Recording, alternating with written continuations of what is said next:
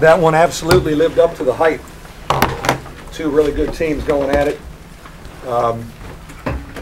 Told my team after the game, down 10, you got them right where you want them, don't you, fellas? Thanks a lot. Thanks for doing that to me again.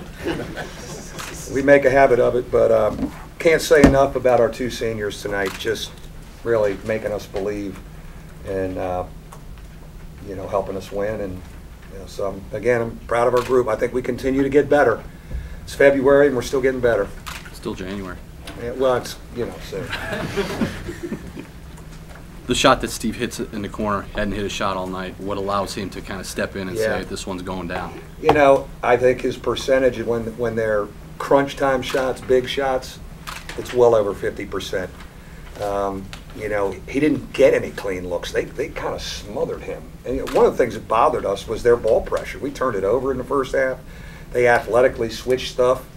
But Jaron did such a great job. That's such a pro move, what he did there, backing down and then finding a shooter in the corner.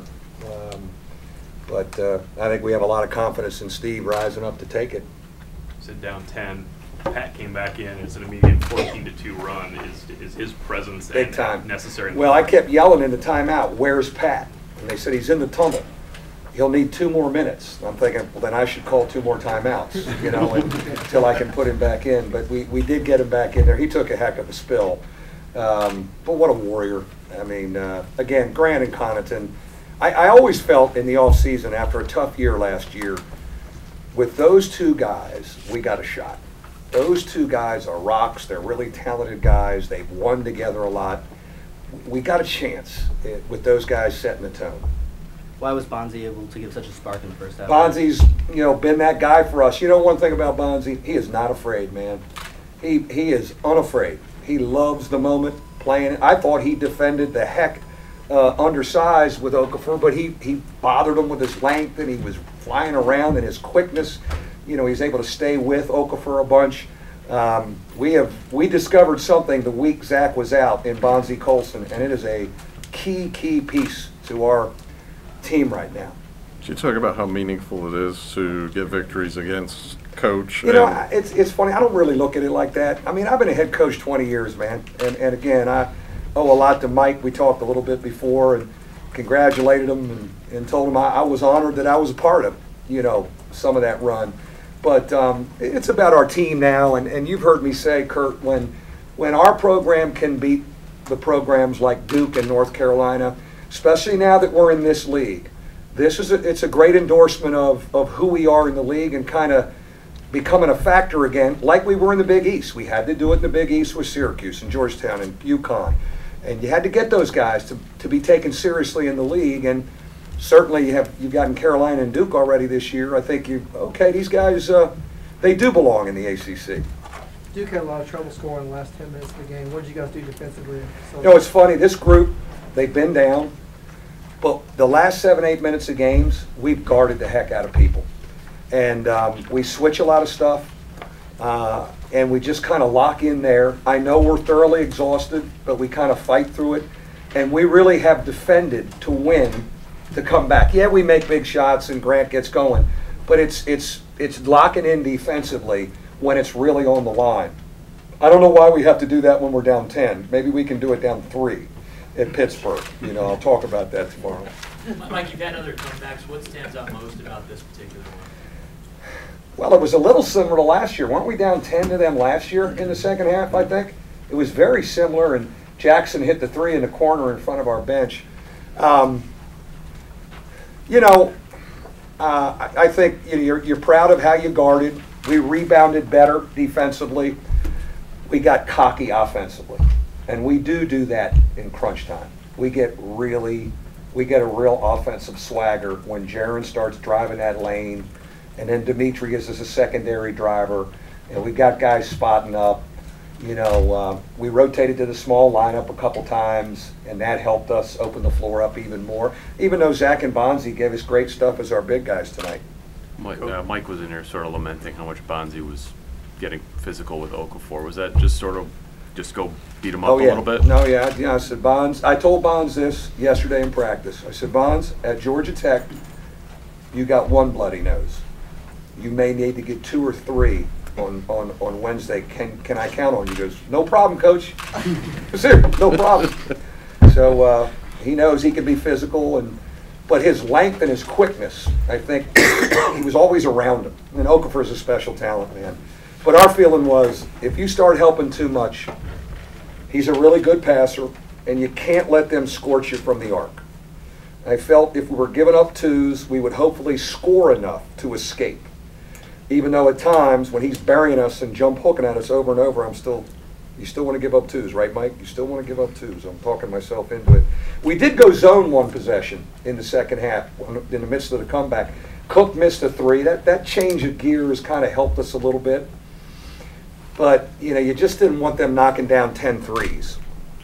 What's going through your head when Jaron takes that shot between the top of the key and half court? Whatever Jaron wants to do. He's when he's feeling it like that. I'll give you a great one the other night at NC State. I've got Connaughton on the bench. He's got 2 fouls. And we're getting thumped pretty good in the first half, but I'm thinking maybe we just get to halftime. We got to get it, make a little bit of a run. It's at 14-12. I'm thinking, okay, right where we want him, we're all right. We'll get Pat in the second half. Jaron looks at him and he goes, we need him. Pat, get in the game. Jaron has a lot of say on this. We let him. He's got a great basketball IQ too, Al. He knows our sets, knows our system, and God, he loves the moment. I mean, he is such a bright lights, big stage guy. He's really clutch. Is this his best game, you think? You know what? You could argue this was his best on this stage. What was it? 23, 12, and 6, and just making plays and driving. He's just so confident and the poise with which he got Steve that shot, he had that lined up almost for 5 seconds before he passed it. He's putting himself in position to be a very wealthy man next year. Coach, what's your message to the team going into the game against Pittsburgh? I'm glad you brought that up because I told our guys right away, I said, we need to turn the page quick. I said, because noon on Saturday comes fast. They lose a tough one last night, but it's still Pittsburgh. I said, we would have every reason to be a little flat, a little under-energized given what we had to do against NC State and tonight. I said, if you get the one in Pittsburgh, I'll start to refer to you as having special qualities. I'm serious. I mean, you get that one because you're really, human nature would say you're not going to be very good. So I'm very interested to see how we are high noon on Saturday. What was the key to limiting them on those second chances? I mean, they didn't really capitalize on a whole lot of them. Yeah, I thought, we got some quick bounce guys in there. Bonzi gets up and bothers shots and can block shots. Pat does too. It's funny, we've given up a lot of offensive rebounds at times, but people aren't always putting them back in. They're missing that next one, and we're getting them. I think that we stay bouncy around there and keep jumping.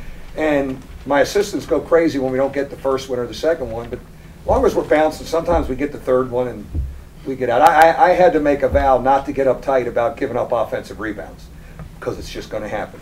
But over the course of 40 minutes, you got to guard our lineup too. When did you learn to accept that with this team? Italy. No, I just thought if we're going to start Connaughton, we're going to give some up with some of the big bodies coming at us. But our offensive efficiency can be so high, I think over 40 minutes, we'll be able to absorb them. And can we get them down the stretch? And we have. That's where we've been good.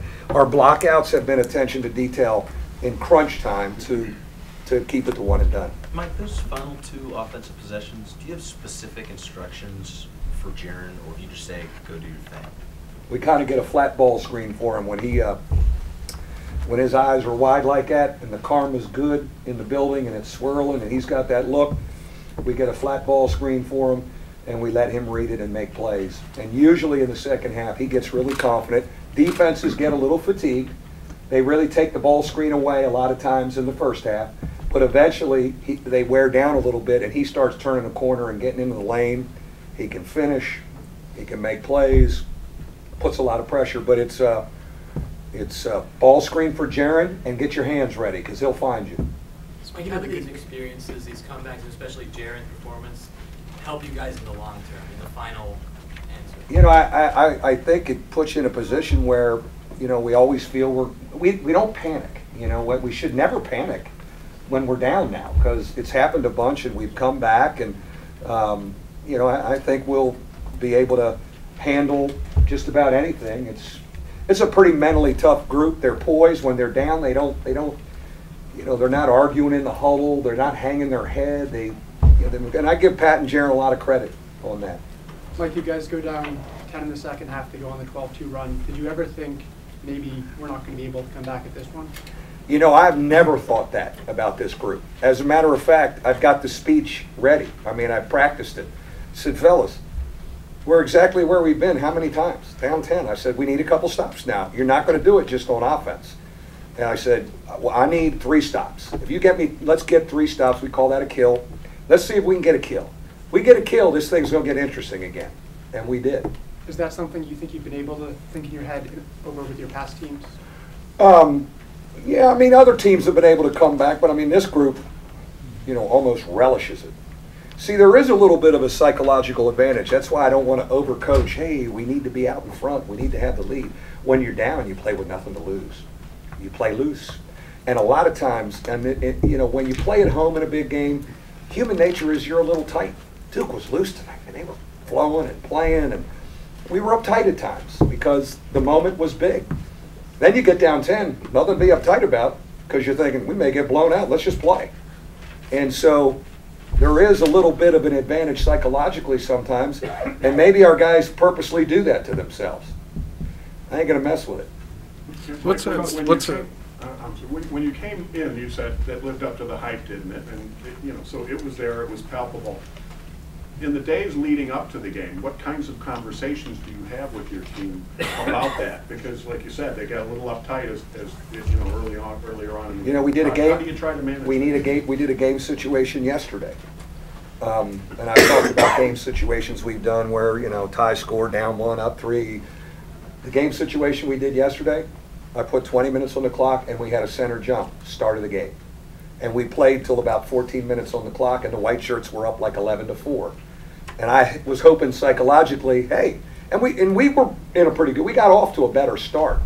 It's just in the second half, you know, we got, you know, and you got to give them credit. I mean, they're really talented offensively. This is a talented offensive team. And then Winslow's hitting his jump shot again. So that was like another weapon. He had not been making shots. So now we thought we could help a little off of him. He's making shots. So now you're saying, hey, big guys, you got the big fella all by yourself. Good luck. Do the best you can. What's that skill or lesson from the Duke experience that serves you best as a head coach? You know, I mean, when I was with Mike for 8 years, I mean, just, you know, learning how to compete every day to build a program as much in the off season as during the season, and recruiting or marketing your program. You know, that was I learned a lot of great lessons, but that was maybe the biggest one. Yeah, it was good to see him tonight. I mean, you know, I don't get to see him much. You know, now we're in the ACC, and it's funny how we cross paths. We always kind of go to dinner in the summer on the recruiting trail, and we tell some great stories from back in the day, and we do have some great stories. But you're going to tell us some of those great stories? Not tonight. Not tonight. Can you size up his 1,000 wins and how you feel that relates to some of the other great coaches in the history of college basketball? Well, it's an unbelievable milestone. I just don't see it being touched.